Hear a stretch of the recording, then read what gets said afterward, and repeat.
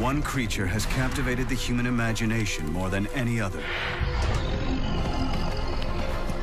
Often seen, rarely photographed, never captured.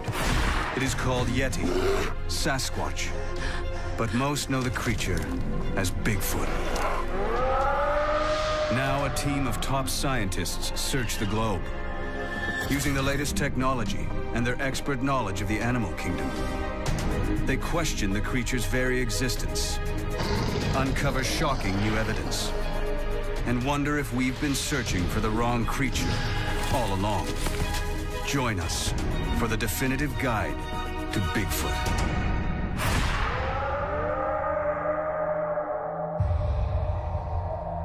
In 2009, more than 250 unexplained sightings of what was believed to be Bigfoot were recorded in North America.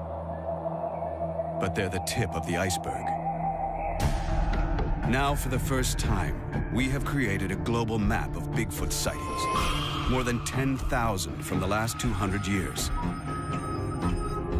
At first, the sightings appear random, but closer scientific analysis reveals hidden but unmistakable patterns. More than 95% of all recorded sightings take place in Asia or North America. Nearly 70% of these are at high altitude and dense tree cover. There are also distinct hotspots, where sightings are far more common than elsewhere. One is the Himalayas. Here, generations of eyewitnesses describe a gigantic snow ape, the Yeti. 2,000 miles south on the islands of Indonesia, locals talk of a wild ape man called Orang Pendek. While up in Central Asia, sightings of ancient Neanderthal-type humans go back centuries. And here in the wilderness of North America, they see a giant ape-like beast. Sasquatch. Vancouver, British Columbia. This booming city has a population of over 2 million people. But right on its doorstep is a vast wilderness. 62 million acres of ancient forest, much of which has never been logged. The wilds of British Columbia have one of the greatest concentration of Bigfoot encounters in the world, more than 400 in the last century. Here in the forests surrounding Chilliwack Lake in the summer of 2008, 3 sightings took place within 10 miles of each other. 2 on the same night.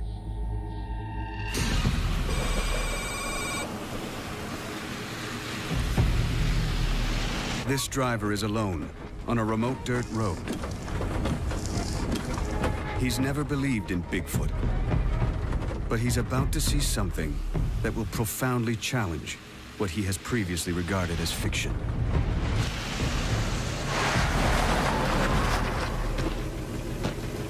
This is the report he filed. I was coming up the road here, in the lights. I seen something, like a bear almost. But I realized this couldn't be a bear. It seen me and immediately left. It moved like a ninja. Nothing can move like that.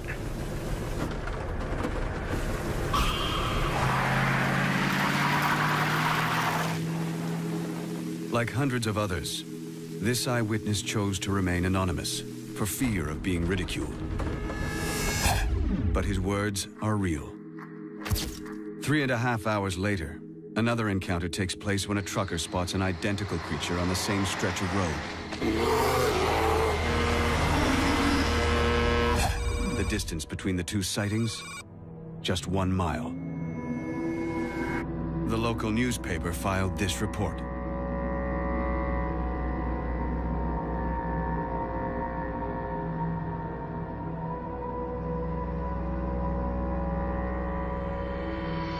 Both eyewitnesses were convinced that what they saw was not a bear. 10 miles away, and 6 weeks later, a third encounter takes place in the forests around Chilliwack.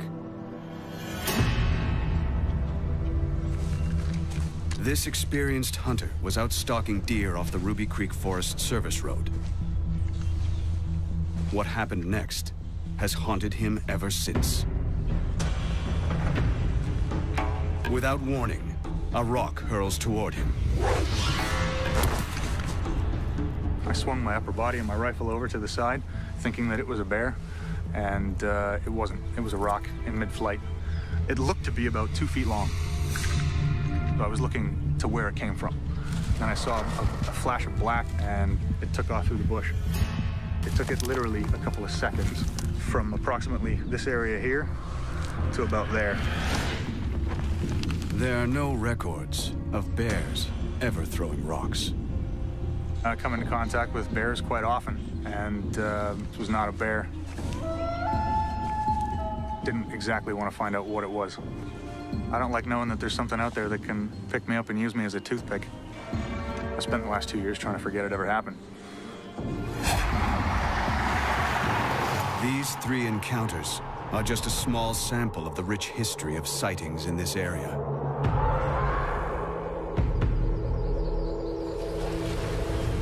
Stories of rock-throwing wild men date back generations in the Chilliwack region.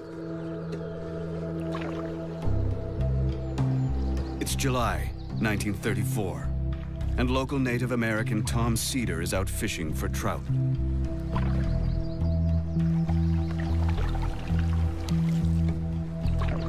He's lived and hunted in this remote area all his life. But he's taken completely by surprise when what he reports to be a Sasquatch starts hurling rocks, trying to capsize his canoe.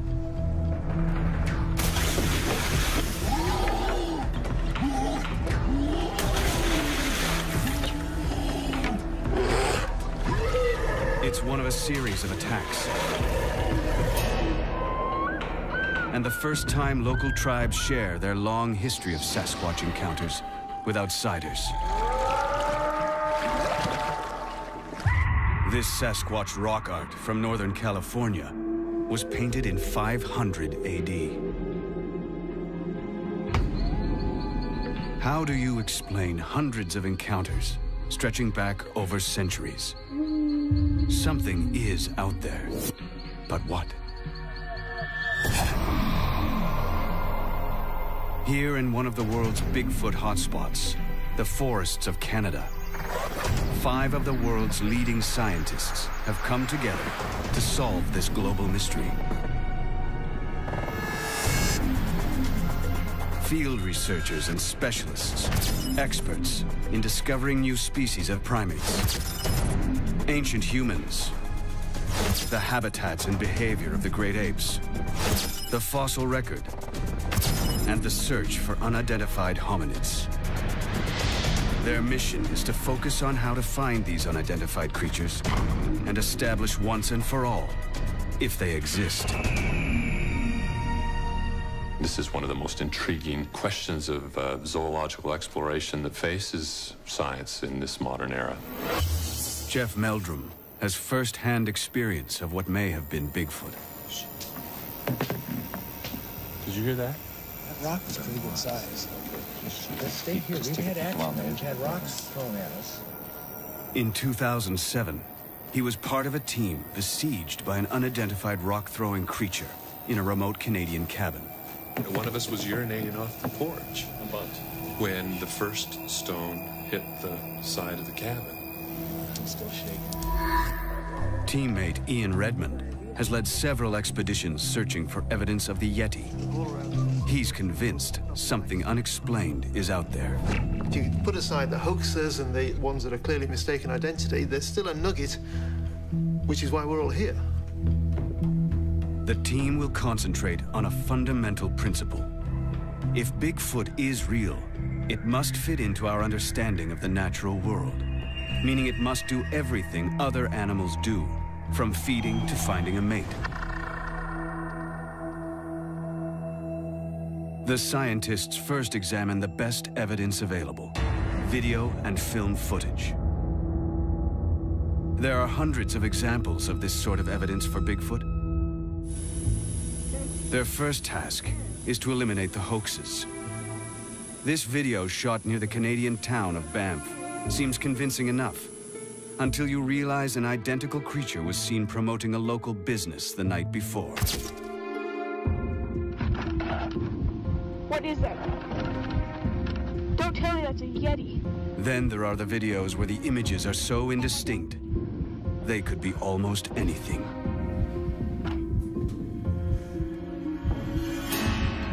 Once they eliminate the obvious hoaxes and the images that are so blurred or out of focus to make any real identification possible, there's very little left.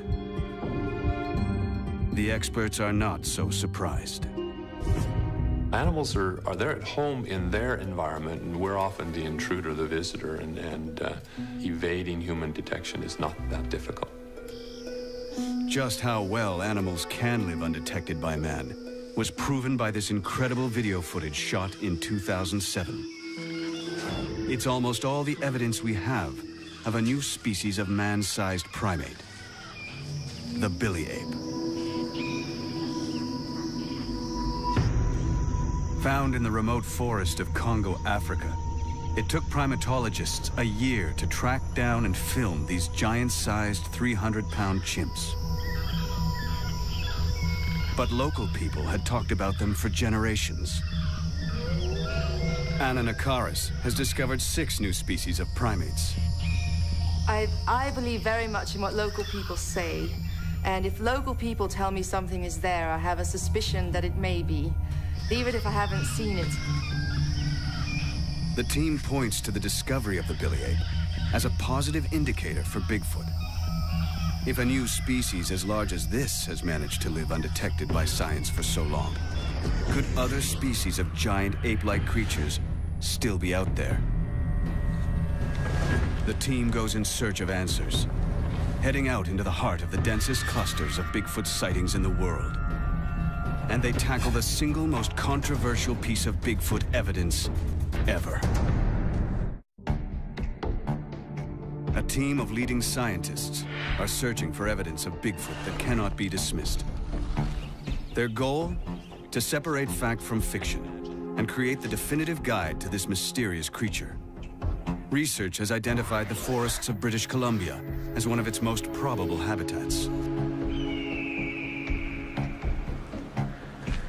Now Ian Redmond takes the search directly into the field.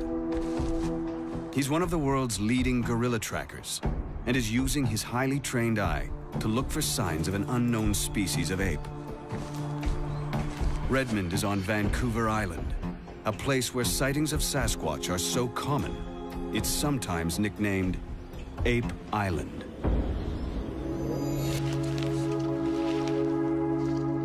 The first thing he uncovers is a mysterious structure, one of several found on different parts of the island. It's an example of what is often referred to as a Sasquatch stick structure. It is intriguing. Whatever did it, meant to do it, it's not an accident of trees falling. We can look all around us and see the odd tree falling, but nothing like this structure, this stick structure, which is what they're referred to as.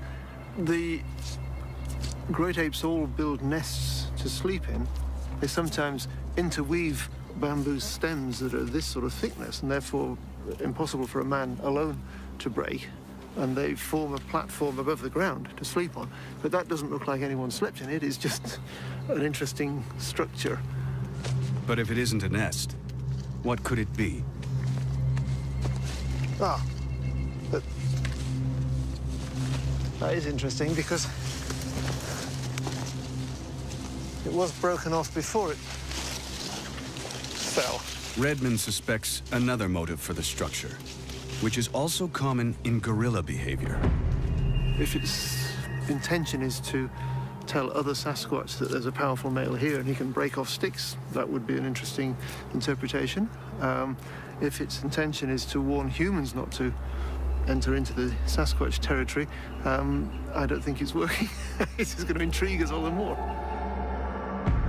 While the stick structures may not be conclusive, the fact is, the global map indicates that sightings in this area date back more than a century. One of Vancouver Island's hotspots is the area around the small town of Duncan, and sightings continue right up to the present day. It was 5 miles from here in 2005 that a local resident had what he describes as an encounter with a giant ape-like creature. Corey Combs is a local dirt bike rider. He grew up in and around the forests of central Vancouver Island. One June evening, he was out on his motorbike when he saw what he believes to have been a Sasquatch, face to face. Set up camp, had a fire going. Got kind of late, and, you know, I could hear the bushes moving and branches breaking, but I didn't think much about it. But the noises, they kept coming, and I had that sense of something was watching me.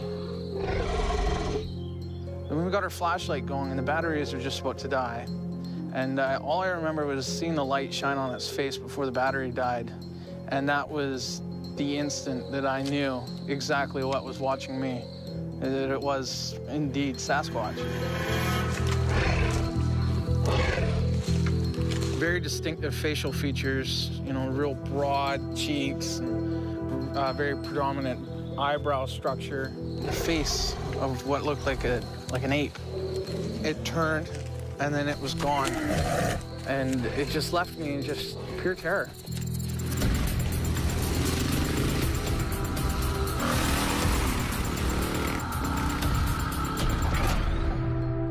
In June 2006, another alleged Sasquatch encounter took place 17 miles west of Duncan.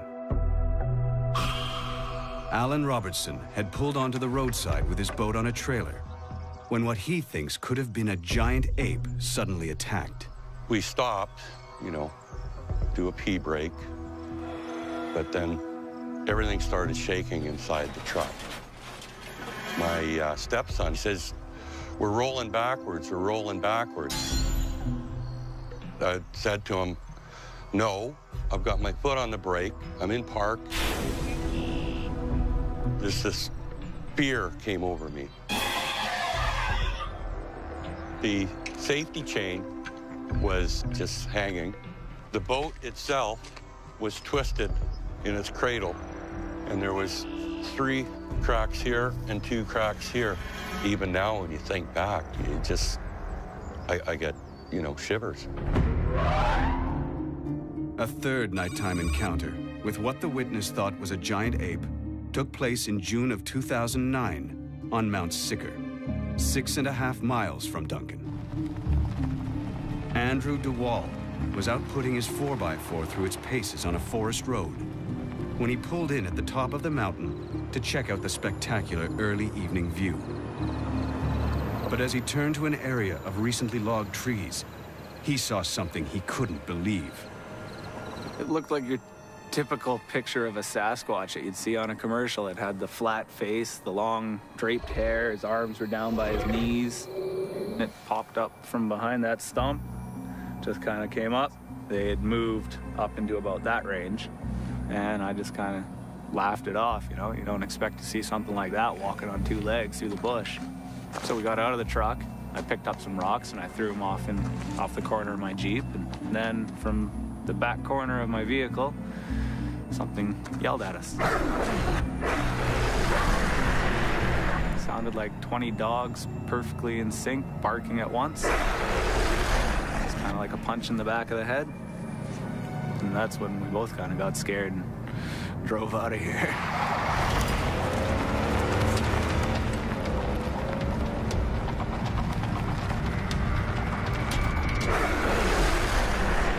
Sasquatch howling like a pack of dogs sounds far-fetched, but gorillas also bark.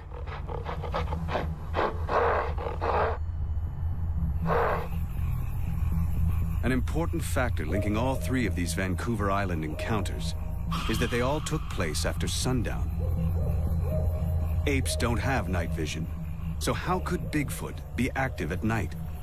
What they could be good at is seeing in the moonlights, because the forest in the moonlight is very similar to the forest at dawn and dusk, and you can see a lot in a full moon. And so if you're clever and you're an ape, or most apes are very clever, it'd be a great time to think you could avoid competition by being adapted to those periods. Ian Redmond now joins a team of local Bigfoot researchers on a moonlit stakeout. Cindy Dawson leads them. Her determination to find the truth comes from personal experience. I was on a game trail, and 2 deer come flying up the trail, and I took that as a high alert that something's following them. This animal started vocalizing at me.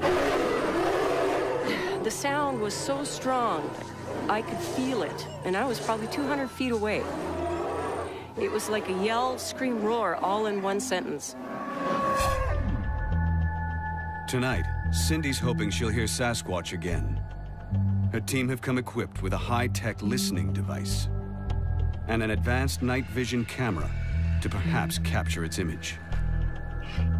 The reports suggest that they are often active at night, but the visibility, even in daytime here, is only going to be a few yards in any direction. So it's probably going to be sound that alerts us to their presence. One twilight behavior other local researchers have noticed is tree knocking.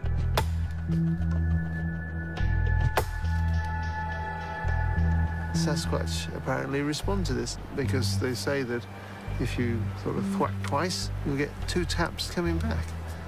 And that's communicating. This unusual behavior has been reported in other apes, notably chimps.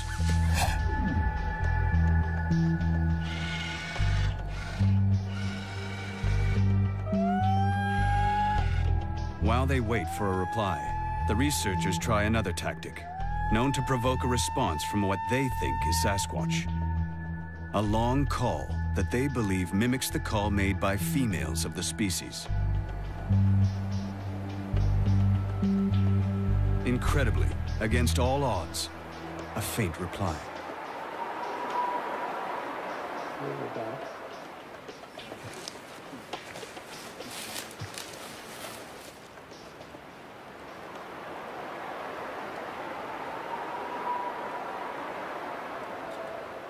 But the researchers are confused. Replaying it again and again, it sounds like it's mimicking field expert Cindy Dawson.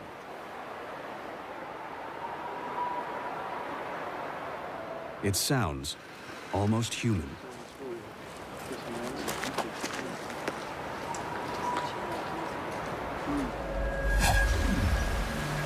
The next morning, Ian Redmond explores the area for signs of a great ape having passed through. What does he think of last night's distant cry? When we heard from some distance behind us a reply, of course, the reaction was immediate. It was extremely exciting, but Cindy was very calm and didn't show immediate excitement at the reply. And I guess she was being cautious because it sounded human-like.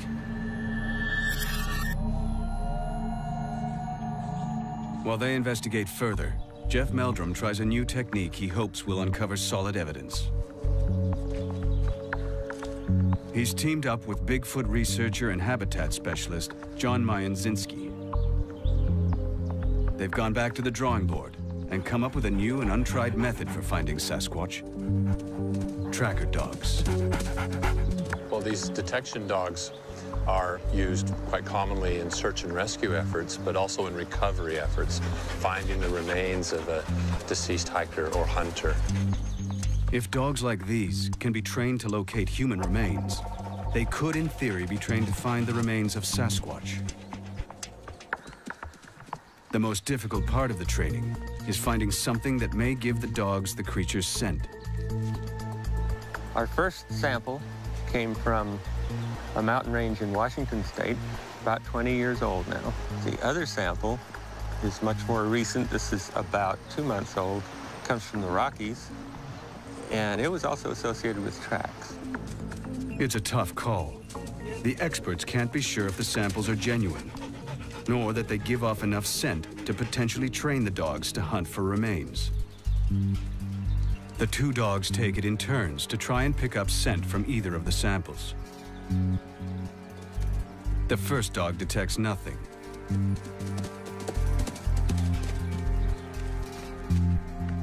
But the second dog registers a definite scent on the second sample. We have to depend on handlers, and they're telling us that we're getting a distinctive reaction from the dogs that indicates this is not a species of animal they've encountered before. The fact that these dogs are reacting in ways that suggest this isn't either animal that they would be otherwise familiar with or not quite human is very promising. The team needs to investigate what kind of creature they're looking for. Searching for clues, they'll take on the most controversial evidence in the history of Bigfoot, the Patterson film. But can they come to a final conclusion? If there were no hoaxes, there we have a Sasquatch. It is one of the greatest mysteries of our time, the search for a creature known as Bigfoot. Now 5 of the world's leading experts in natural history have come together to create the definitive guide to Bigfoot. Their goal? To see if there is proof that a creature is still out there. Our team has decided to examine the most controversial piece of evidence in existence. It consists of 953 frames of 16mm footage, known as the Patterson film. About 40 seconds of silent footage that has galvanized the world. It was shot here, Northern California, 6 Rivers National Park, Bluff Creek. Here in the fall of 1967 begins the greatest Bigfoot mystery of them all. As our team watches, primate experts Ian Redmond and Anna Nakaris point to the way the creature walks as a convincing argument for the film's authenticity. It's very relaxed, very flowing gait, clearly comfortably walking bipedally. There's no question of awkwardness. Interesting to see how the creature is swinging its arms quite strongly from side to side. That's something almost more than I'd expect to see even from a gibbon. Team members Bill Sellers and Jack Rink remain skeptical. They focus on the man who shot the film and why. For me, this clip is really all about trust. If you saw a clip of film like this from an impeccable source that you believed, then you'd have to take it at face value. This is, a hairy creature walking across the screen. If you don't trust the person who's actually taking the pictures, and you don't trust that it's not a hoax, it doesn't really matter how convincing it looks, because we know that Hollywood special effects and things can recreate almost anything, and it's very difficult to tell. The man behind the camera was Roger Patterson. Numerous people question his motives, including journalist Mike McLeod. Roger Patterson was a really interesting guy. He never had a real job, never wanted a real job. He was an inventor, and by all reports, quite really an artist with his hands. And he always felt that he was going to, one of his inventions was going to pay off. Many think the Bigfoot of Bluff Creek was one of Patterson's inventions. He thought it was possible that something like this could be out there, and that if he could find it, it would be an incredible thing. It'd be like one of the inventions he'd been chasing for so long. He started making these trips on horseback up into the mountains and talking to people in that area, and he came out with a book in 1966. His book contained a sketch of a creature uncannily similar to the one he caught on film just over a year later. Could this have been the prototype? Roger Patterson's ambitions went much further than writing a book. He borrowed money to direct a Bigfoot movie. He was buying cameras and film footage and raw stock and horses. It was while preparing to shoot his movie that Patterson claims to have caught a female Sasquatch on camera, totally by chance.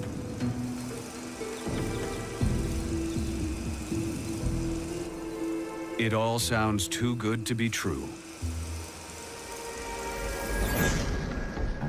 Since then, the film has been subjected to 40 years of scientific scrutiny. From biometric analysis of the creature's gait and stride length, to markers showing its height in the natural environment, no one has managed to prove it's a fake. Examining a digitally enhanced section of the film for themselves, the team can see why. Interesting that they chose a female. I think that's a more difficult thing to fake, is that female anatomy, and it looks pretty natural. And so if it is a costume or if it is a suit, I think they've done it pretty well. If Roger Patterson wanted to create a hoax, why would he go to the trouble of creating an anatomically correct female? Ian Redmond agrees. The film seems too realistic to be a fake creature, created by a rookie filmmaker. The bits of the anatomy just look very convincing. There appears to be shorter hair, slightly lighter hair around the waist. It just looks like the way a silverback's back narrows in a little bit and has that short hair there compared to the longer hair on the arms. It just looks like a silverback. And in 1967, most people had not seen photographs of gorillas. I think it's a very exciting bit of film. But the team disagree on the head turn. The part that really bothers me the most is the turn to look towards the camera. Looks so human to me. But after hundreds of hours tracking gorillas in the wild, Ian Redmond is intimately familiar with how they move. If you work with great apes, you see that many of those mannerisms, the way you stop, listen, look, are actually shared by all the great apes, human and non-human. This remarkable footage of a gorilla, shot in a wildlife park, shows how closely they can resemble humans when walking on two legs. But journalist Mike McLeod thinks he has the story that shatters the Patterson myth. Roger Patterson was broke and he had to provide for his family. And if you're making a film, you can spend a lot of money real quick. And he went through that money zippity. I think he went down and shot that film in California because he just needed to get, that was the money shot. He needed the money shot because any film about Bigfoot, it ain't going to sell unless you got the money shot, and the money shot is the creature. Nobody's ever found a suit. It was either made of cowhide or it may have been rented from a costume rental studio. But in any case, he really brought his artistic sensibilities to the film he shot in 1967, which has become an icon. Jeff Meldrum disagrees. This is anything but just a man in a fursuit. There wasn't spandex, there wasn't Velcro, there wasn't anything but relatively cheap costume fur available, especially to an amateur who might be trying to pull off a hoax. If it's a hoax, it really stands as one of the most sophisticated accomplishments of its time. I have to disagree, actually. It's not. I mean, to me, I look at it, and given its history and so forth, you know, it shrieks at me, man in suit. It really does. Roger Patterson went to his grave, taking the truth with him, swearing both his film and Sasquatch were real. I don't think it's incongruous that Roger Patterson would believe that a creature like that existed and then go out and shoot a fake film. It's actually quite interesting. That's his vision of what it looked like. The team remained divided. Two believe it could really be a Sasquatch. Two are unconvinced. One is undecided. But as our global map reveals, real or fake, one incredible fact is certain. In the years after Roger Patterson's film, places like Ohio, Pennsylvania, Maryland, Texas, and Montana, who have almost no previous history of Bigfoot sightings, have become sightings hotspots. In just 10 years, there are more sightings than in the previous 150, and they just keep coming. Can all these eyewitnesses really be seeing Bigfoot? In my experience, hoaxes have been actually very few and far between, and the challenge that we face is sifting the misidentifications, the over-imagination of enthusiastic investigators for whom every bump in the night, every call in the forest is evidence of Sasquatch activity. It's a bit like the Loch Ness Monster. Anyone who sees a lump in the water hopes that's what they're seeing.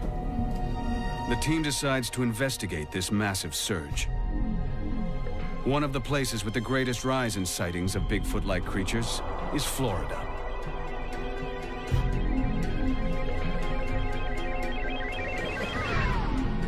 Here, locals claim to encounter a type of Bigfoot they call the skunk ape, because of its terrible smell. In December 2000, these two photographs were sent to the Sarasota Sheriff's Department. They allegedly show a 5 to 6 foot tall skunk ape that broke into someone's garden. Is this creature fact, fiction, or a case of mistaken identity? Florida's tropical swamp is an ideal habitat for an ape, but the scientists are highly skeptical it's Bigfoot.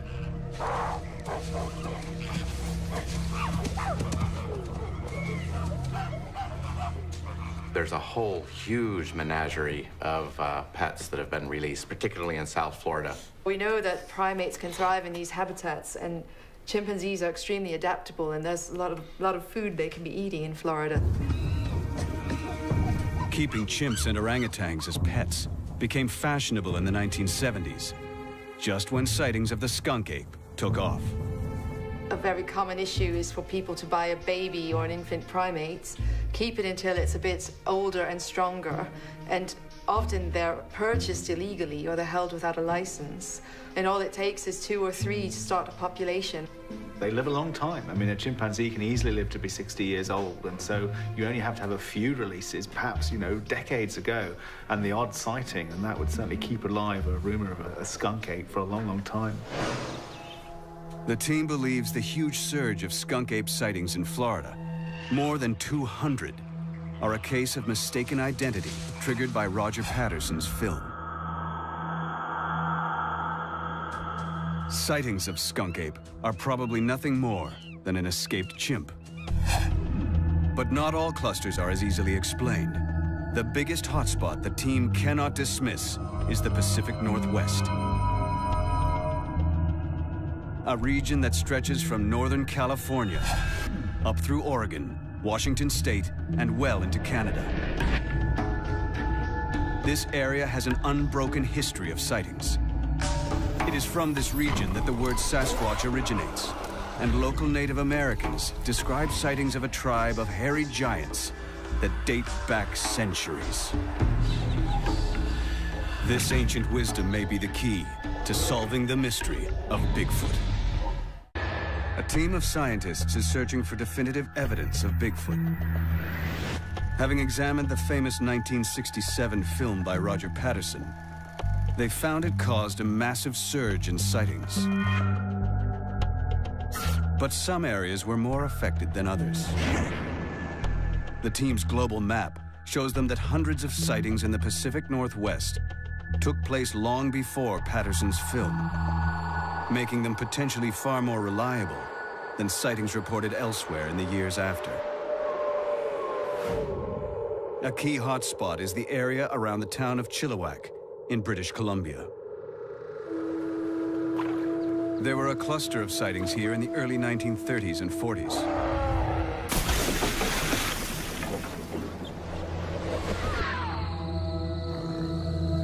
One of the best documented encounters took place in July 1934 in a remote forest on the edge of the Chehalis Indian Reserve.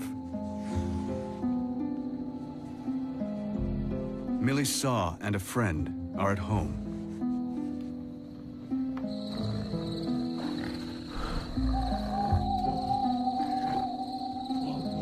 Tonight they will encounter a creature they thought was only a local legend.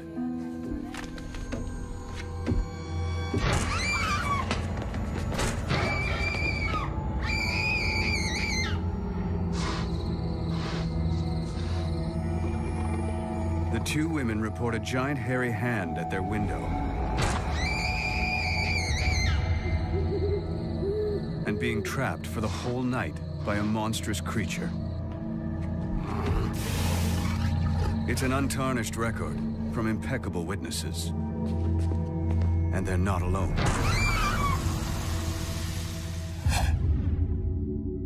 As we move forward in time on the global map, the reports from around Chilliwack just keep coming, in increasing numbers.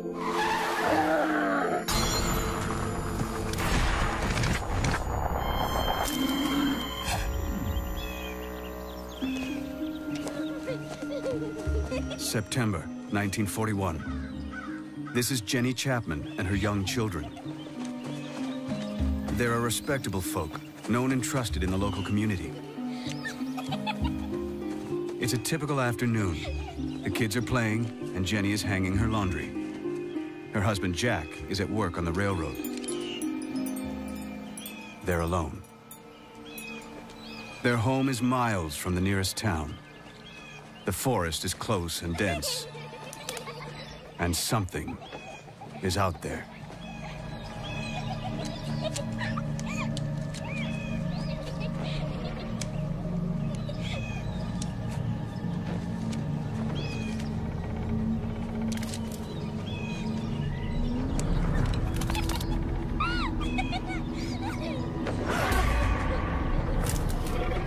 Come here, come behind me. Jenny knows it's not a bear. Come here, stay behind me. And it certainly isn't human. She only knows it is a creature she has never seen before.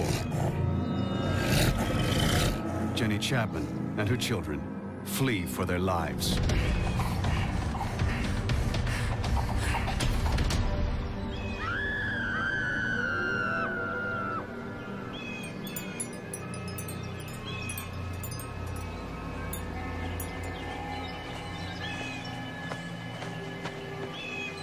Jack Chapman arrives home at dusk.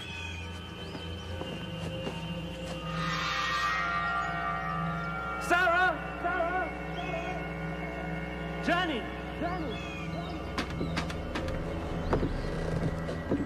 He finds strange reddish-brown hair snagged on the high door lintel. The house has been ransacked.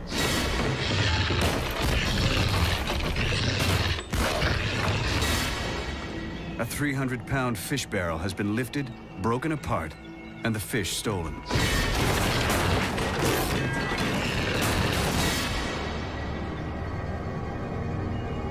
Realizing his wife and children are missing, he runs into the forest. Jack Chapman eventually finds his family taking refuge in the nearby town. The family never returns to the homestead.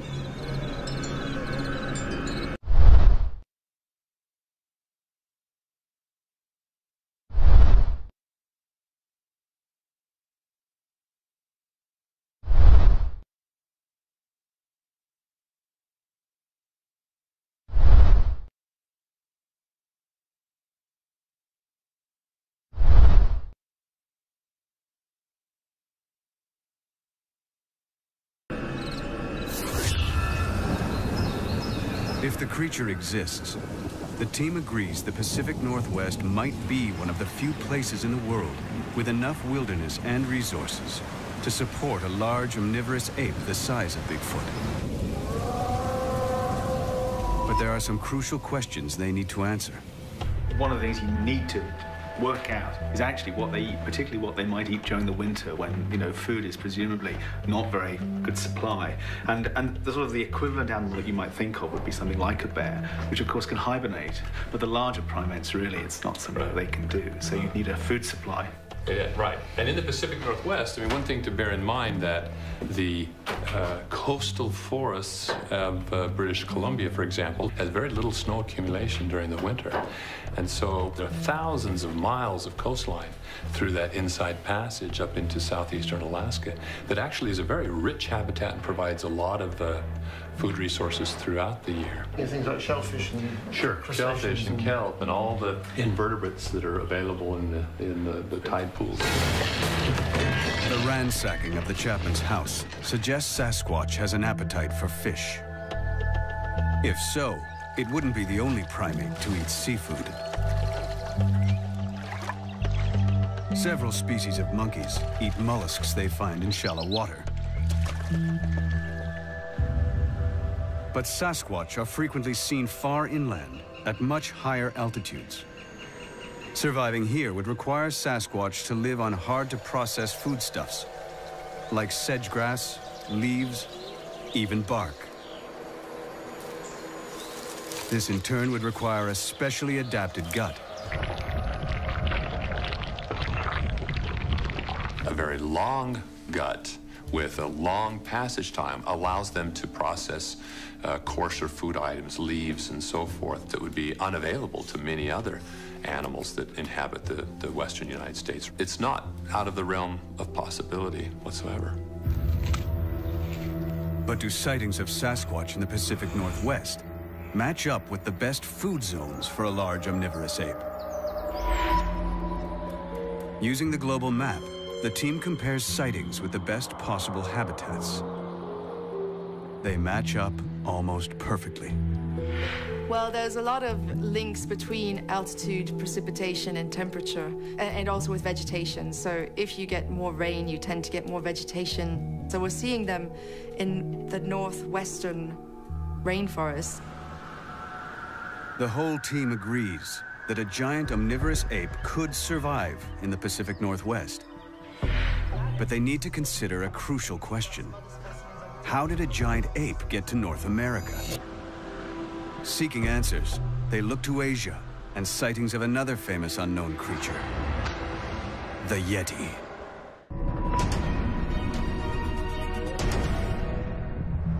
Searching for evidence of Bigfoot, a team of scientists has been exploring the Pacific Northwest.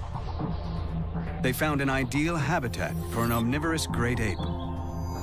Now they investigate reports of similar creatures in Asia, searching for links between them and an answer to how Bigfoot got to North America. Their first Asian location, the mighty Himalayas, the highest mountain range in the world. It's home to what local peoples know and fear as the Yeti. From our global map, our experts can see a tight cluster of sightings at altitudes over 9,000 feet above sea level, with an annual snow and rainfall of 40 inches. The most important evidence for Yeti is footprints.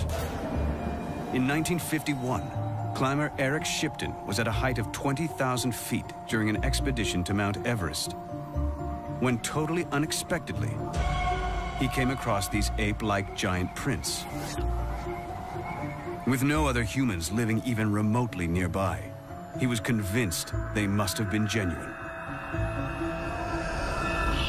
Jeff Meldrum has a cast of the original Shipton footprint, and he's convinced it definitely came from a real creature.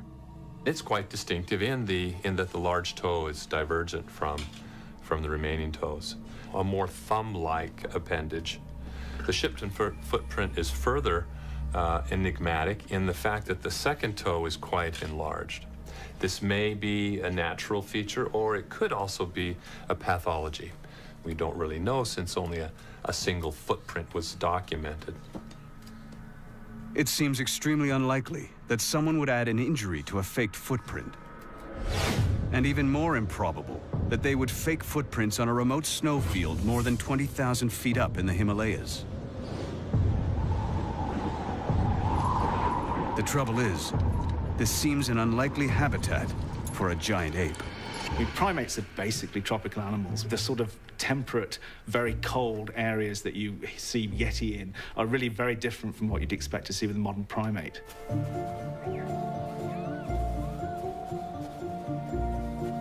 But there are exceptions. These Japanese macaques live at an altitude of over 10,000 feet and further north than any known primate. They've adapted to survive in temperatures of -4 degrees Fahrenheit.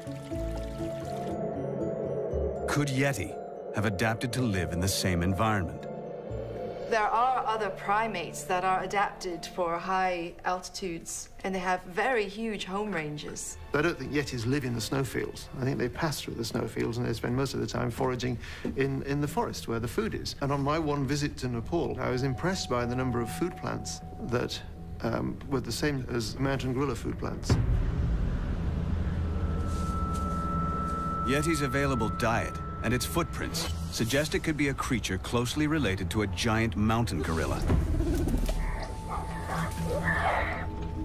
But locals say they have seen it tearing yaks and goats apart with claws.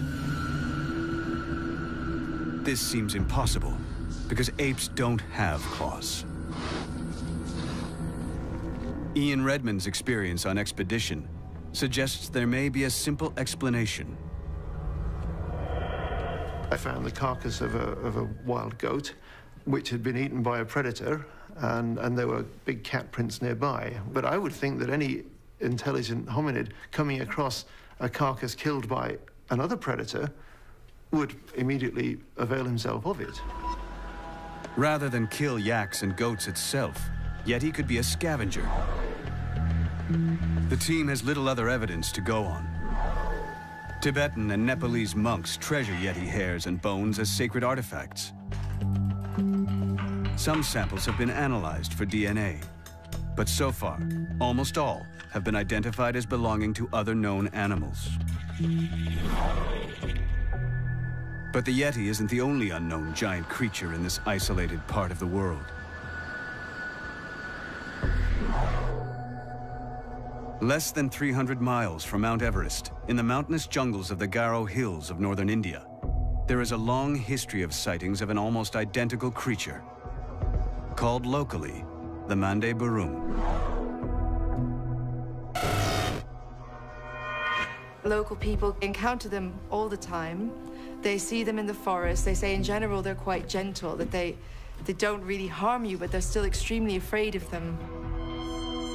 Descriptions of the Mande Barum and the Yeti show such close similarities. Team member Ian Redmond thinks they are the same species, just adapted to different environments. I think of it as the lowland Yeti.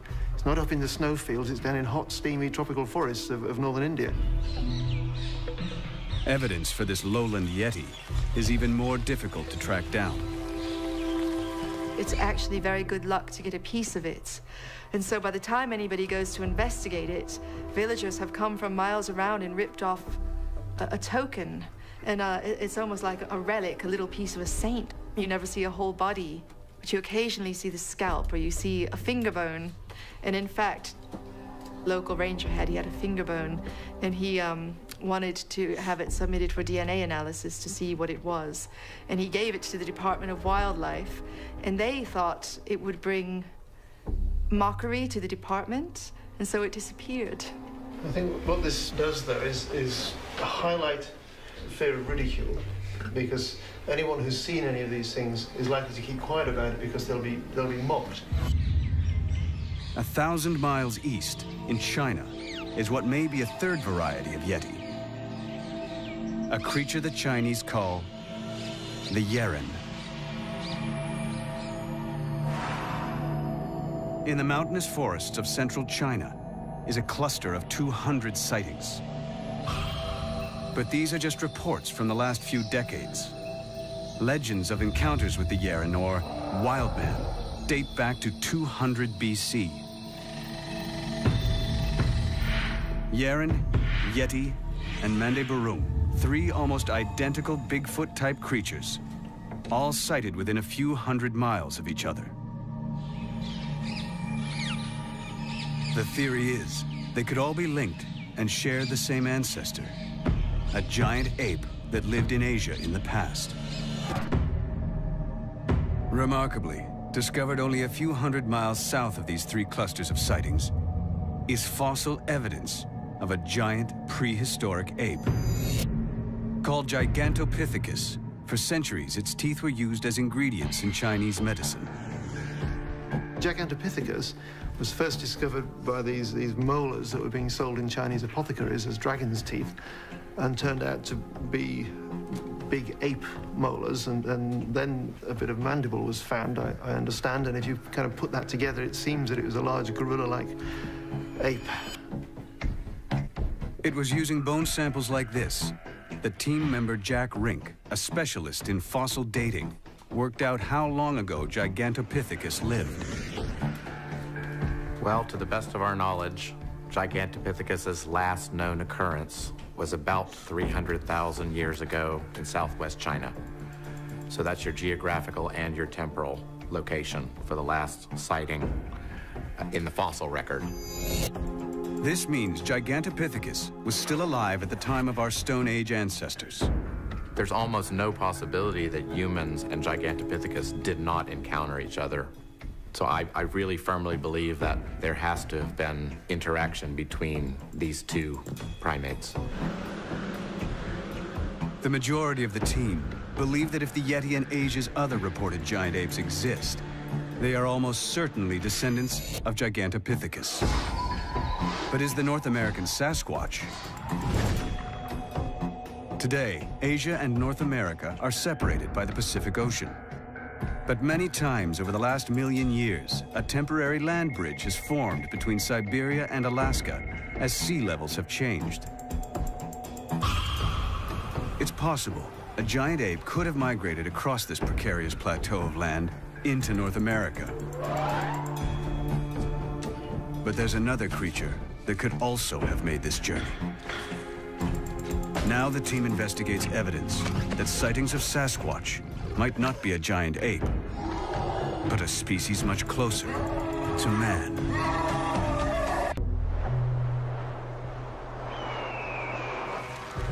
One summer afternoon in 2007, Robert Wilson was driving in a heavily forested area on Vancouver Island. He didn't know it, but the area had a long history of Bigfoot sightings. Suddenly, he caught sight of something totally unexpected. At a place called Maureen Creek, I'd just gone over the bridge when I saw through the trees what I thought was a bear. Slowed down and saw what I can only describe as a large, hairy man who looked caveman-like, if you wish, or sort of a Neanderthal features. As big as a bear, you know, easily. But it wasn't a bear, it had human features. I just couldn't believe what I was seeing, but I could see very, very clearly. Wilson's incredible sighting points to the possibility that Sasquatch may not be a giant ape at all, but could be some kind of prehistoric human. Our experts' global map reveals hundreds of sightings of giant Neanderthal-like humans all across Asia. The greatest concentration of these is in the Caucasus Mountains, south of Russia. These sightings became so numerous that over time the creatures were given a name. They are called Almas, or Almasti, meaning wild people. One of the most compelling and reliable of all the reports about the Almas was documented in 1925. General Mikhail Stepanovich Topilsky of the Russian Red Army attempted to surprise what he'd been informed were rebel soldiers hiding in a remote cave.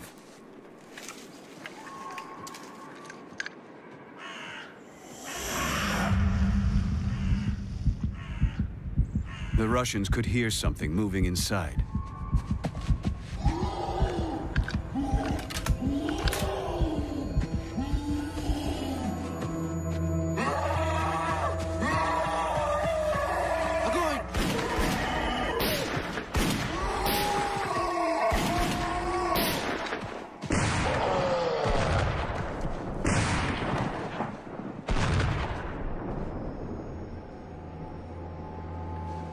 To their horror, the general and his men discovered they had gunned down not a modern enemy, but some sort of prehistoric human. The dead creature lay with his eyes open and his teeth bared. In general, the hair was very thick, without any underfur. The knees were completely bare of hair, and there were callous growths on them. The color of the face was dark. The nose was flat, with a deeply sunken bridge. Well, the eyewitness descriptions of the Almas, a heavily muscled body with a thick torso, deep-set eyes and heavy brows and very prominent cheekbones and thick jaws, could easily represent the Neanderthal. But Neanderthals were only one of what we are now discovering to be a whole range of different types of early human.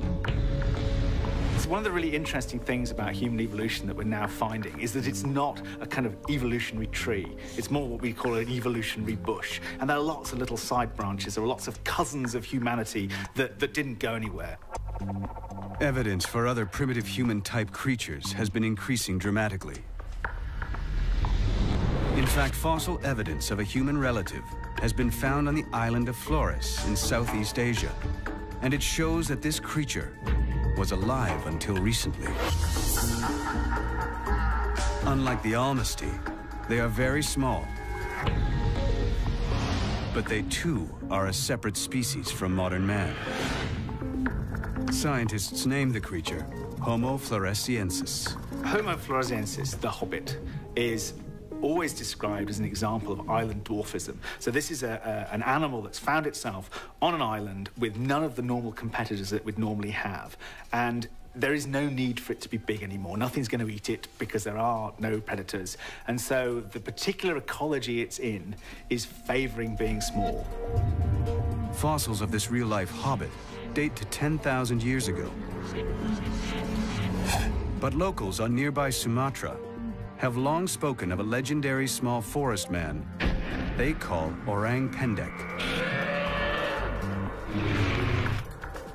Could this be the same creature? Or perhaps an even more primitive subspecies? Anna Nakaris has worked extensively in Southeast Asia, where she has discovered new species of primates.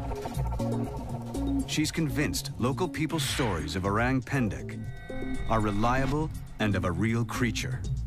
Local people can be extremely reliable, and there is a lot to say in listening to the stories of the people that live in these remote places. The thing that's so fascinating to me is the life that's been breathed into the legend, so to speak, by the recent discovery of the Homo floresiensis, the hobbit. You know, the prospect of a relic population of hominid or another type of primate might not be so far-fetched. Incredibly, just as these local stories have proved Orang Pendek might have a basis in fact, so too, new evidence reveals what might be the remains of the real-life Almasty. In March 2010, an amazing new discovery was made on the borders of Russia and Kazakhstan, in the same region as the 1925 encounter. From just a single finger bone, scientists identified yet another type of human species. They're calling it the X-woman, or Homo denisova. So we've got this X-woman that's just been identified just from a finger bone that we've extracted DNA from. And the DNA in this finger bone is sufficiently different from the DNA that we've extracted from other modern humans and from Neanderthals that we think it was probably from a completely different species. So in fact, having multiple species of humanity is probably the norm. Scientists now think Homo denisova was a cousin of Homo floresiensis. Some of the team believe remnants of multiple species of humans could still be living today. These days, we seem not to be able to imagine that we can be living side by side with another bipedal creature, whereas in fact we did for 1 million years. And that was only discovered for certain in the 1980s. Exactly. Why would the present be the exception to the rule that has seemed to prevail for literally millions of years? An astonishing new discovery in China may supply the team with another possible candidate in their search to explain Bigfoot. A giant ancestor of Neanderthal called Homo heidelbergensis. Until recently, heidelbergensis was believed to have gone extinct more than 250,000 years ago. But according to Jeff Meldrum, these newly unearthed remains may completely rewrite these dates. It's remarkable because the preliminary dates have been placed at about 12,000 years ago, which is extremely recent. This find suggests heidelbergensis was still alive in Asia when the first modern humans were migrating to North America. Like them, it could have crossed the land bridge that once connected Siberia and Alaska. Next, the team examined if the North American Sasquatch could really be a type of primitive human.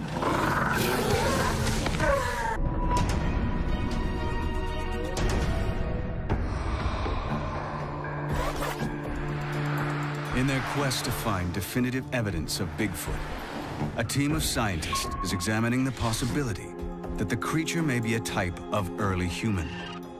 They've been investigating a potential suspect called Homo heidelbergensis, a giant ancestor of Neanderthals, which could have crossed into North America from Asia. They turned to one of the earliest written records of an encounter with Bigfoot. Could it be the same creature?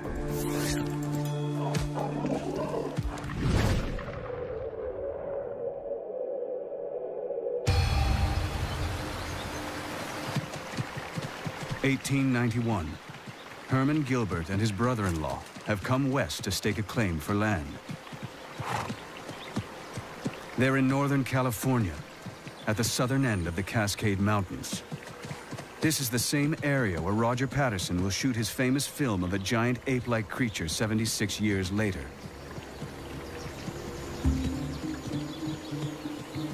But from all accounts, what they're about to witness may not be an ape, but some kind of human. Both men have already heard the local stories of the What Is It, a legendary local monster to be avoided at all costs. Herman discovers signs of it first, giant footprints.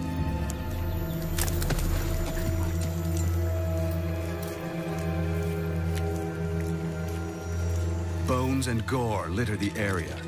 The smell is overpowering.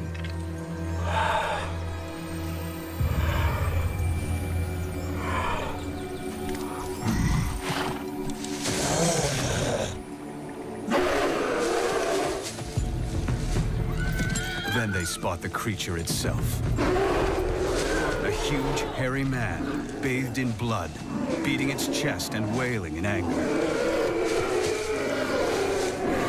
Like others who have seen it before them, Gilbert and his brother-in-law flee.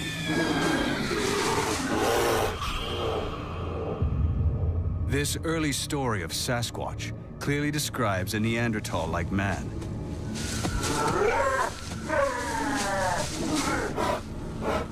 One possible candidate for Bigfoot is an ancestor of Neanderthal called Homo heidelbergensis.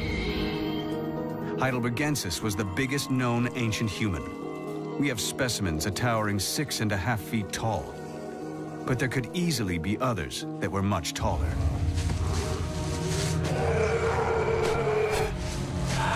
But Jeff Meldrum thinks Sasquatch behavior is far too wild to be explained as that of a human. In the case of heidelbergensis, given its degree of sophistication, intelligence, cultural evolution, it seems unlikely that it would have simply abandoned all of those trappings of humanity to adopt an austere life in the wild. But some of the team disagree and think it may be because it's an early human and has kept some of its human-like traits that we can't find it. It may still practice human rituals, like burying its dead. Perhaps they bury them in unmarked graves. They don't just die and rot in the forest. There is some ceremony involved. That would account for not finding remains. Maybe due to competition, these large-brained, intelligent human species are really doing their best to avoid humans. And so they've gone more or less into a cryptic behavior, operating at a time when we don't see them or in habitats we don't choose. But sometimes our worlds do cross, as the Chapmans found out when their house was ransacked in 1941. It's likely Homo heidelbergensis could easily lift and smash a 300-pound barrel of fish.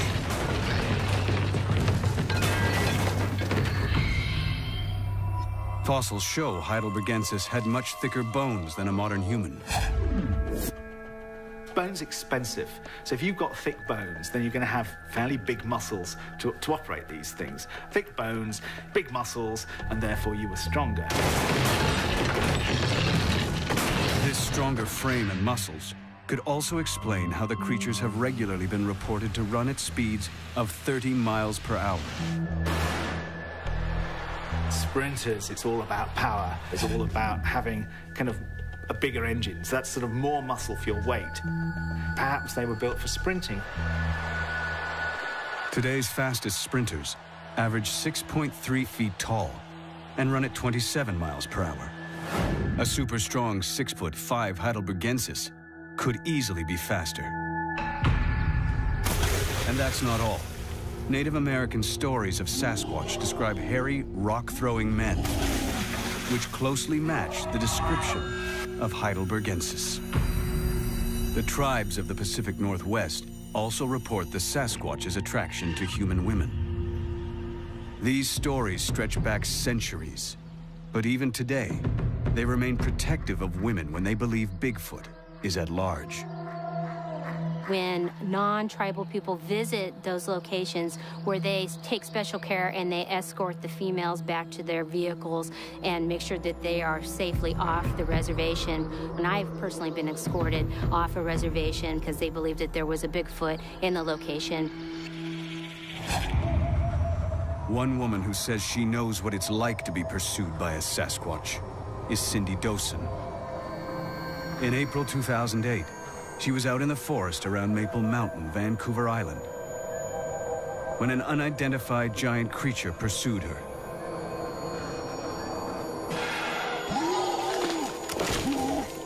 It was in the bush, breaking limbs and smashing trees, about 2 steps behind me.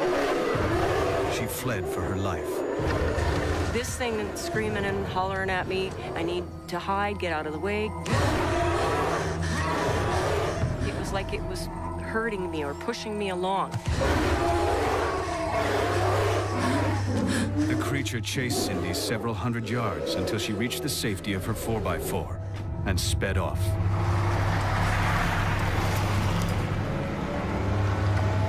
And when I got into my car, I started crying. I just fell apart. And I wouldn't go back out in the woods for up to 3 weeks. I just would not. There's just no way. Was this a close encounter with a lone male Sasquatch searching for a mate? Some First Nation legends go as far to say Sasquatch had children by human women. There is oral tradition that it's happened in the past. They do talk about that offspring have been produced, and the child will only usually live a very short period of time due to rapid growth. It's usually very slow, can't learn the language, doesn't learn any traditions. But if Sasquatch really is a Heidelbergensis, mating with a human might not be as far-fetched as you might think. Recent genetic research has revealed early modern humans mated successfully with Neanderthals. Many people today still carry Neanderthal genes.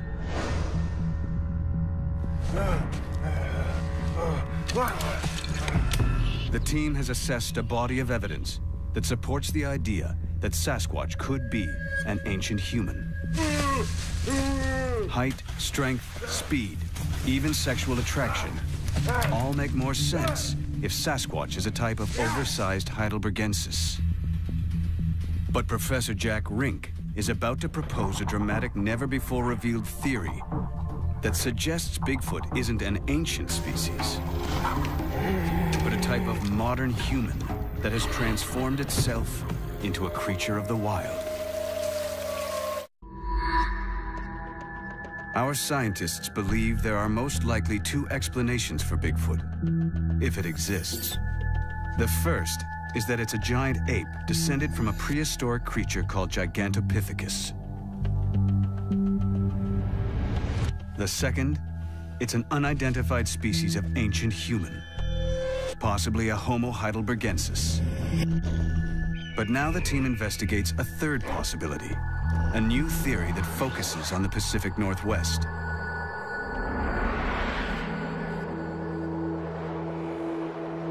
Could sightings of Sasquatch be explained not by giant apes or prehistoric men, but by modern-day humans?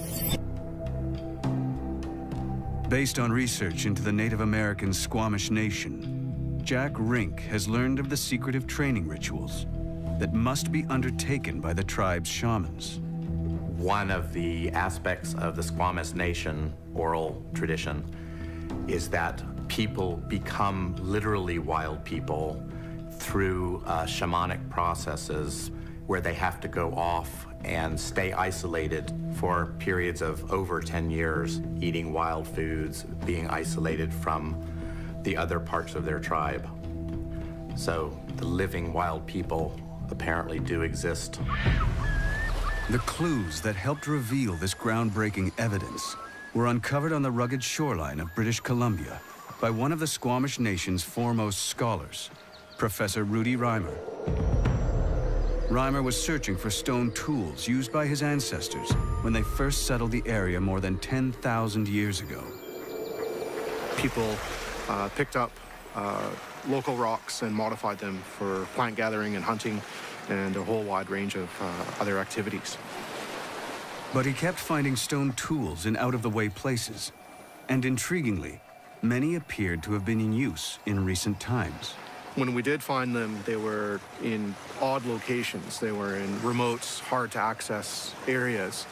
And to me, as a First Nations person, as an archaeologist, I began thinking about those sites in a different way. Why were these tools being discovered in such out-of-the-way places? Rudy Reimer realized the sites he had been excavating were on land the Squamish had always held sacred, but left untouched. These remote places were reserved for what traditions called the wild people, the Smali. I went into certain areas of our territory. The elders would ask me, say, well, why are you going there? That's where the wild people live. But Reimer realized even the elders did not know all of the tribe's secrets. For millennia, Squamish shamans, the tribe's priests, had undergone a form of initiation known only among themselves. They would disappear into the wild, remote places to learn the secrets of nature. Could there be a connection between the shamans and the Smali? Finding stone tools at the same remote sites seemed to prove it. While they were out there, it would be very common for those individuals to use stone implements. And as a result, we find remnants in very remote locations where people would have gone to do those spiritual training, those physical training activities. But how could shamans be mistaken for Sasquatch? The young men who undertook shamanic training were expected to live in complete isolation from the rest of the world. They were forbidden from coming into contact with people. Cut off, even from their own tribe, their training could take years. In the process, gradually transforming them into unrecognizable wild men. After a few years, they would have appeared very differently than someone living back at their home village, interacting with plants, animals, being on their own for extended periods of time. You know, they would have become very physically fit. Their hair would have become very long and unkempt, but they also be behaving differently. They may be mistaken for what we call an ape or a strange creature dwelling out in the wilderness. Some traditions even speak of these wild young men covering their bodies in thick horsehair moss to keep warm. If someone was wearing a coat of black lichen, of course they'd look like a hairy man, but at the same time, are they doing that because they want to look like a Sasquatch as part of their ritual? It's easy to see how the legend of hairy wild men was born. My perspective offers a cultural explanation for what we call Sasquatch, or what we in the Squamish Nation call Smiley, the wild people. Explaining Sasquatch as a case of mistaken identity would only be possible if shamanic training was still happening in the forests of British Columbia today.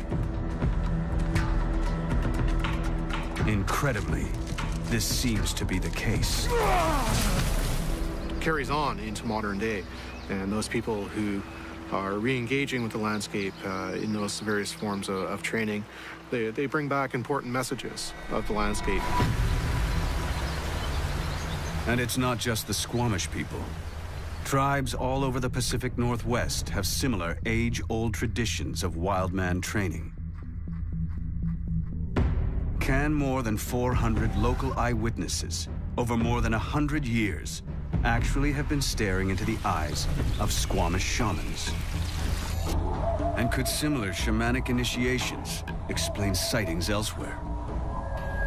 And the question might arise, can these account for all of the Bigfoot Sasquatch sightings that we have in North America? Could this really be an answer to the question of Bigfoot? There would have to be a whole lot of tribes participating in this back to nature wild man concept in order for that to be a reality. I don't see how the essence of what Bigfoot is to so many cultures across North America could possibly be represented with such a simple explanation. It's time for the team to weigh the evidence and reveal their findings.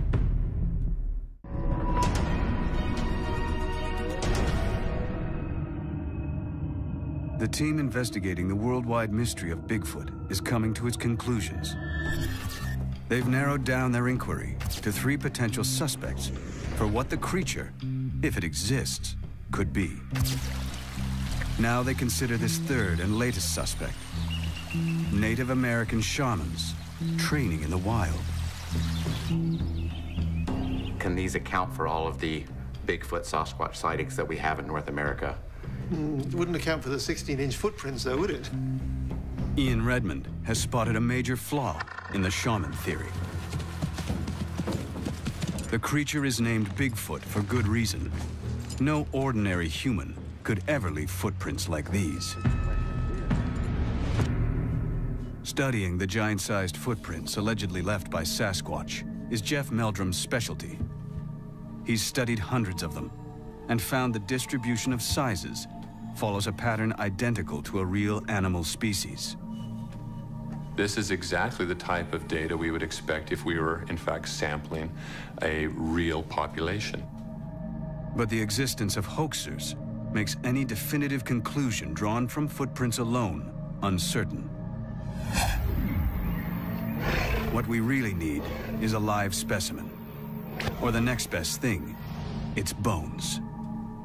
As soon as you have a skull, everyone is happy. You've got all the information you need, particularly things like teeth, because, you know, they're so different between different mammal species. If you had, there'd be no argument. It would be kind of a done deal. There is no fossil evidence either, but some of the experts are not surprised. We know virtually nothing about gorilla fossil history because they live in forests, and in forests, fossils don't form very well. There's this scrabble for nutrients. An animal dies, it decomposes, and all the nutrients go back into the trees or other animals, and you don't get fossils. But if Sasquatch is a giant ape, there is other evidence the scientists might expect to find. If they're eating all this vegetable matter, they're producing a lot of dung. Perhaps they bury it. Perhaps their tradition is to scoop a hole, defecate in it, and cover it. And that's why we never find dung around the forest where they live. All the scientists have are tantalizing clues. Hair samples that don't register as any known species. Recorded calls in the night. And most crucial of all, thousands of eyewitness reports from all over the world. Using their global map, the team has advanced the search for Bigfoot in unexpected new directions. By analyzing clusters of sightings, they have revealed fascinating new insights into its likely habitat, behavior, and ancestry. Most important of all, they have shown how the Roger Patterson film of 1967 set off an unprecedented wave of sightings that continues to this day. But by closely examining the changing patterns of data before and after Patterson's film, the team has turned the clock back and filtered out many of the distortions the footage has caused. This helped them rule out either hoaxes or cases of mistaken identity, like Florida's skunk ape, which the team believes is probably one or more escaped chimps or other species of ape. On the other side of the world, in the forest of Sumatra, the team found the opposite, a history of sightings that cannot be explained by mistaken identity. What the 3-foot-high orang pendek is, no one yet knows. But most of the team thinks it's a genuine case of an unknown creature. I think of all of them, that's got a very strong possibility to be discovered. Elsewhere in Asia, by analyzing sightings of Yeti, Yeren, and the Mande Burung, the team found they were all reported within a few hundred miles of each other. The discovery of fossils of a giant ape called Gigantopithecus, found in the same part of Asia, pointed to what might be their common ancestor. But they also examined striking fossil evidence of another potential Bigfoot suspect, the Neanderthal-like Almasty. If such creatures exist, they must have crossed into North America from Asia along the now vanished land bridge called Beringia. The final question our experts must confront is, did they? Bill Sellers thinks not. This is an absolute case there that we've not got the cut and dried evidence. We've got no skull, we've got no bones, and eventually we have to admit that we should have that. But Jeff Meldrum is optimistic. Like the recently discovered X-woman, just one bone could change science's view of Bigfoot overnight. A single tooth could make all the difference. Suddenly, I think there would be much more interest in the Sasquatch question from the mainstream scientific community.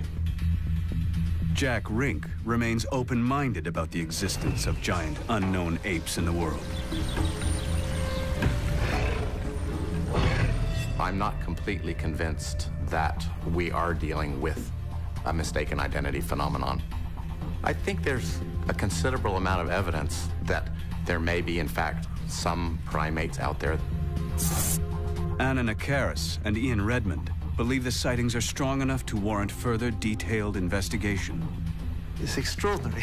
Why aren't we putting more people on the ground to live in remote areas with all the appropriate equipment to record sounds and capture on camera traps these creatures? But what creature do they hope to find? Well, certainly there is a lot of difference of opinion as to what the nature of the Sasquatch is. There are those, such as myself, that hypothesize that it's much nearer an ape in its nature. But there are also others who maintain this is a type of person. If that is the case, then we really have to sort of redefine what the label human encompasses.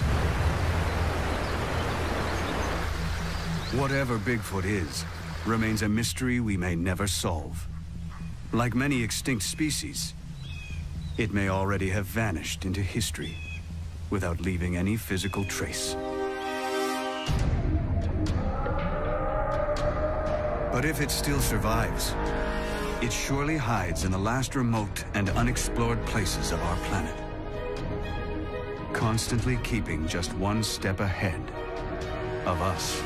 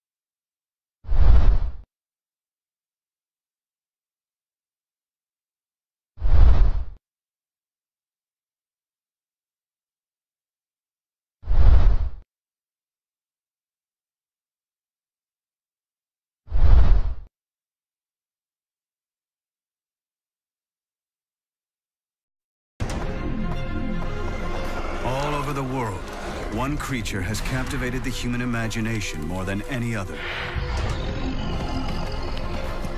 Often seen, rarely photographed, never captured. It is called Yeti, Sasquatch, but most know the creature as Bigfoot. Now a team of top scientists search the globe. Using the latest technology and their expert knowledge of the animal kingdom, they question the creature's very existence, uncover shocking new evidence, and wonder if we've been searching for the wrong creature all along. Join us for the definitive guide to Bigfoot.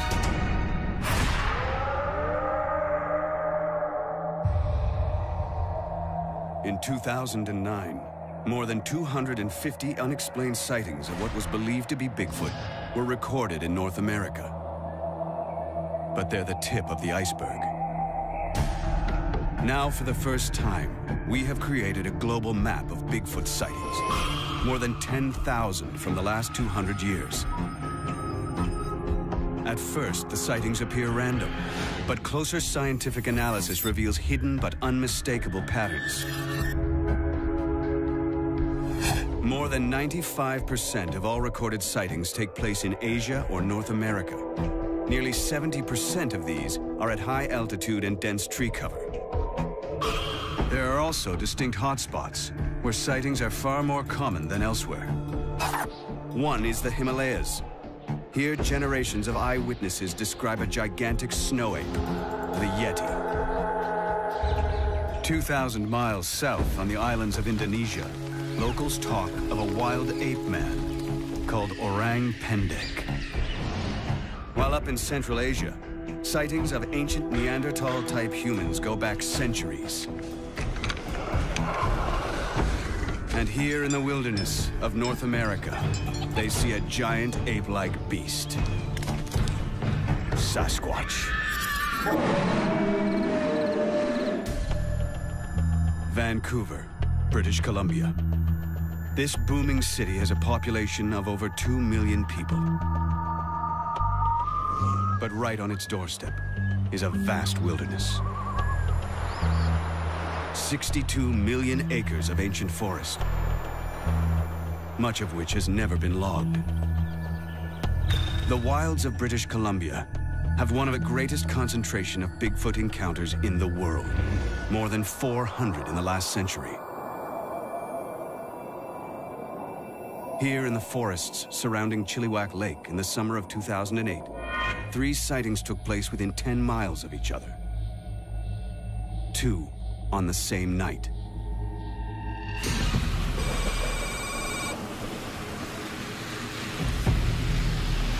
This driver is alone on a remote dirt road. He's never believed in Bigfoot, but he's about to see something that will profoundly challenge what he has previously regarded as fiction.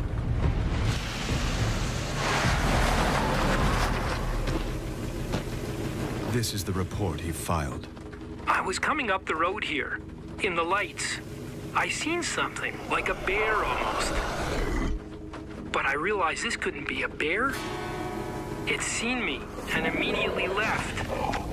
It moved like a ninja. Nothing can move like that.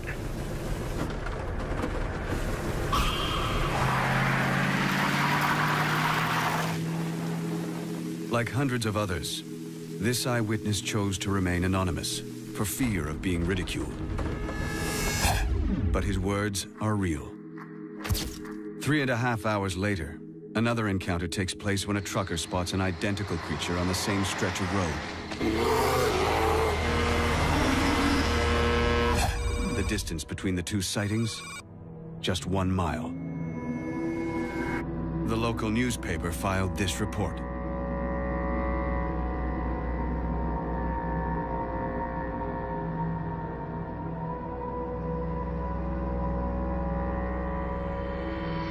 Both eyewitnesses were convinced that what they saw was not a bear.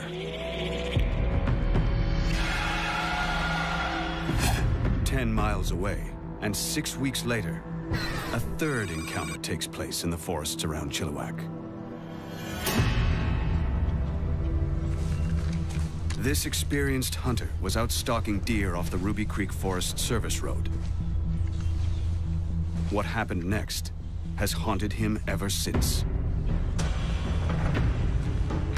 Without warning, a rock hurls toward him. I swung my upper body and my rifle over to the side, thinking that it was a bear, and it wasn't. It was a rock in mid-flight. It looked to be about 2 feet long. So I was looking to where it came from. Then I saw a flash of black, and it took off through the bush. It took it literally a couple of seconds from approximately this area here to about there.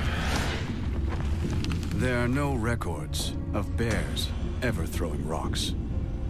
I come into contact with bears quite often, and this was not a bear. Didn't exactly want to find out what it was. I don't like knowing that there's something out there that can pick me up and use me as a toothpick. I spent the last 2 years trying to forget it ever happened. These 3 encounters are just a small sample of the rich history of sightings in this area.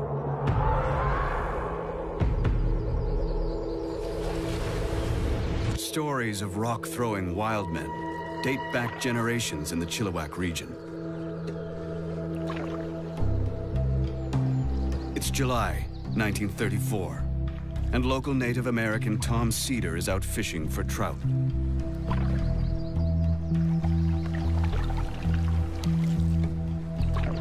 He's lived and hunted in this remote area all his life. But he's taken completely by surprise when what he reports to be a Sasquatch starts hurling rocks, trying to capsize his canoe.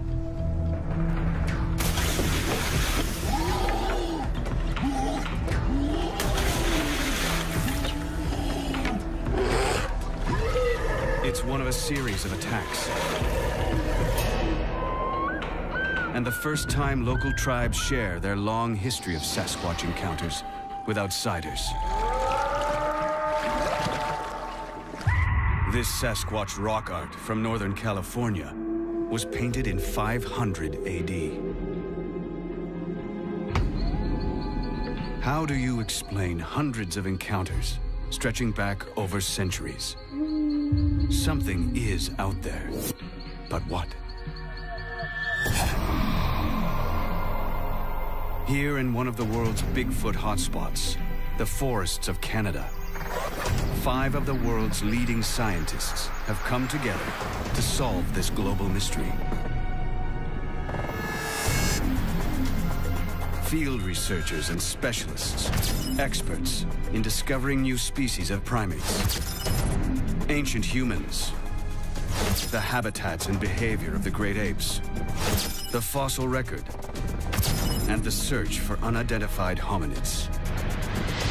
Their mission is to focus on how to find these unidentified creatures and establish once and for all if they exist.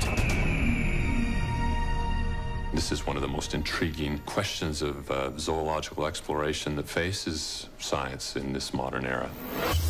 Jeff Meldrum has first-hand experience of what may have been Bigfoot. Did you hear that? That rock was pretty good size. Let's stay here. We've had action. We've had rocks thrown at us. In 2007, he was part of a team besieged by an unidentified rock-throwing creature in a remote Canadian cabin. One of us was urinating off the porch when the first stone hit the side of the cabin. I'm still shaking. Teammate Ian Redmond has led several expeditions searching for evidence of the Yeti. He's convinced something unexplained is out there. If you put aside the hoaxers and the ones that are clearly mistaken identity, there's still a nugget, which is why we're all here. The team will concentrate on a fundamental principle. If Bigfoot is real, it must fit into our understanding of the natural world, meaning it must do everything other animals do, from feeding to finding a mate. The scientists first examine the best evidence available, video and film footage. There are hundreds of examples of this sort of evidence for Bigfoot. Their first task is to eliminate the hoaxes. This video shot near the Canadian town of Banff seems convincing enough, until you realize an identical creature was seen promoting a local business the night before. What is that? Don't tell me that's a Yeti. Then there are the videos where the images are so indistinct, they could be almost anything.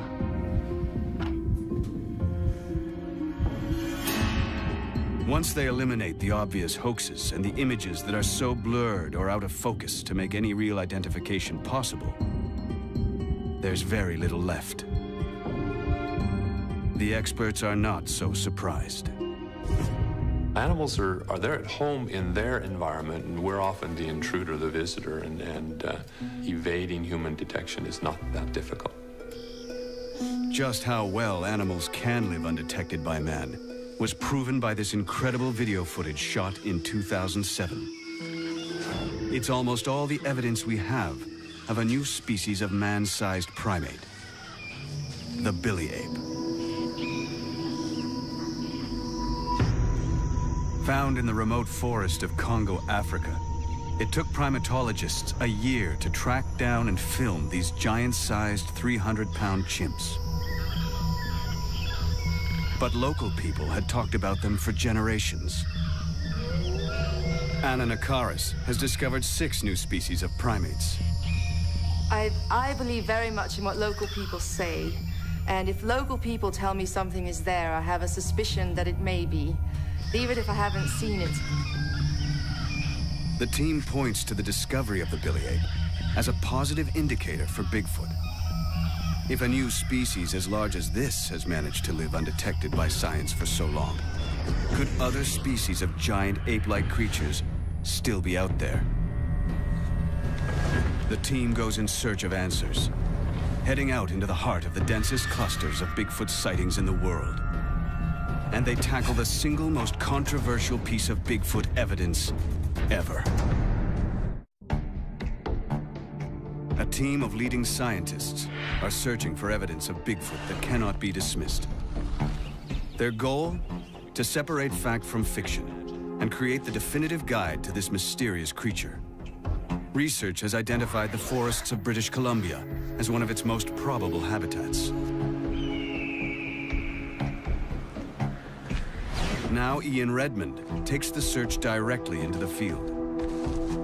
He's one of the world's leading gorilla trackers and is using his highly trained eye to look for signs of an unknown species of ape. Redmond is on Vancouver Island, a place where sightings of Sasquatch are so common, it's sometimes nicknamed Ape Island.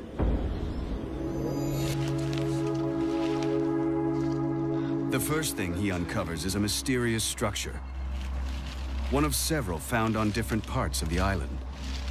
It's an example of what is often referred to as a Sasquatch stick structure. It is intriguing. Whatever did it meant to do it, it's not an accident of trees falling.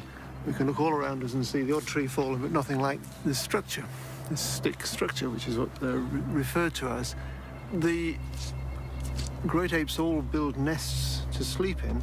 They sometimes interweave bamboo stems that are this sort of thickness and therefore impossible for a man alone to break. And they form a platform above the ground to sleep on. But that doesn't look like anyone slept in it. It's just an interesting structure. But if it isn't a nest, what could it be? But that is interesting because it was broken off before it fell. Redmond suspects another motive for the structure, which is also common in gorilla behavior. If its intention is to tell other Sasquatch that there's a powerful male here and he can break off sticks, that would be an interesting interpretation. If its intention is to warn humans not to enter into the Sasquatch territory, I don't think it's working. This is going to intrigue us all the more. While the stick structures may not be conclusive, the fact is, the global map indicates that sightings in this area date back more than a century. One of Vancouver Island's hotspots is the area around the small town of Duncan, and sightings continue right up to the present day. It was 5 miles from here in 2005 that a local resident had what he describes as an encounter with a giant ape-like creature. Corey Combs is a local dirt bike rider. He grew up in and around the forests of central Vancouver Island. One June evening, he was out on his motorbike when he saw what he believes to have been a Sasquatch, face to face. Set up camp, had a